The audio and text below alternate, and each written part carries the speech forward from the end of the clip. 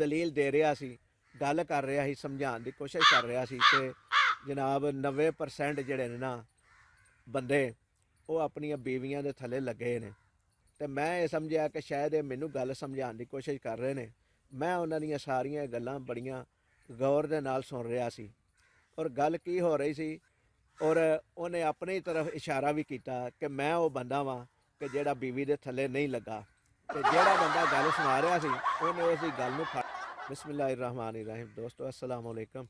ਦੋਸਤੋ ਇੱਕ ਤੁਹਾਡੇ ਨਾਲ ਛੋਟੀ ਜੀ ਗੱਲ ਸ਼ੇਅਰ ਕਰਨੀ ਚਾਹ ਰਿਹਾ, ਜਿਹੜੀ ਮੇਰੇ ਜ਼ਿਹਨ ਵਿੱਚ ਵੀਡੀਓ ਬਣਾਉਣ ਦੇ ਦੌਰਾਨ ਆਈ ਹੈ ਔਰ ਇਹ ਮੈਂ ਜਿਹੜੀ ਇਹ ਗੱਲ ਤੁਹਾਨੂੰ ਅਲੱਗਾ ਵੀਡੀਓ ਦੇ ਵਿੱਚ ਸੁਣਾ ਰਿਹਾ ਵਾਂ।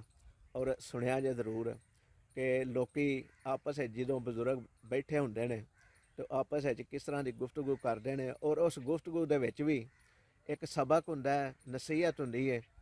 ਔਰ ਉਹ ਕੀ ਹੈ ਕਿ ਇੱਕ ਦफ़ਾ ਮੈਂ ਬੈਠਾ ਸੀ ਆਪਣੀ ਦੁਕਾਨ ਦੇ ਉੱਤੇ, कराची की गल सुना रहे हैं भी मैं साबका समझ लो कि अपने माजी की गल सुना रहा जिहदे विच मैनूं नसीहत बड़ी हुई। उस वक्त मैं शादीशुदा नहीं सा ते काफ़ी सारे बजुर्ग बैठे हुए सन ते मकालमा ये हो रहा सी कि सारे लोग जिहड़े ने ना अपनियां बीवियां दे थल्ले लगे हुए ने।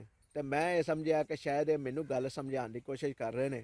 मैं उन्हां दीयां सारियां गल्लां बड़ियां गौर दे नाल सुन रहा सी और गल की हो रही सी कि एक बंदा कह रहा सी कि मैं दलील दे रहा सी, गल कर रहा सी, समझाउण दी कोशिश कर रहा सी कि जनाब 90% जिहड़े ने ना बंदे वो अपनियां बीवियां दे थल्ले लगे ने।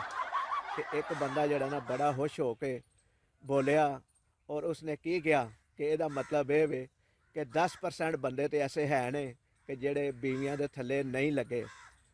और उन्हें अपनी तरफ इशारा भी किया कि मैं वो बंदा वां कि जेड़ा बीवी दे थल्ले नहीं लगा।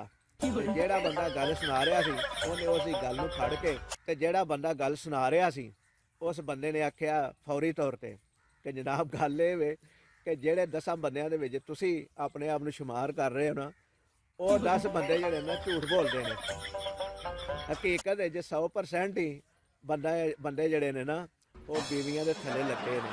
तो दोस्तों गल अगर पसंद आई हो तो लाइक करें जे, शेयर करें जे, चैनल में सबसक्राइब करें जे और कमेंट बॉक्स दे विच एक कमेंट लाजमी करें जे ताकि सानू तुहाडी राय दे बारे च इलम हो सके। अल्लाह ताला साडा ते तुहाडा हामी नासर होवे। अल्लाह निगहबान।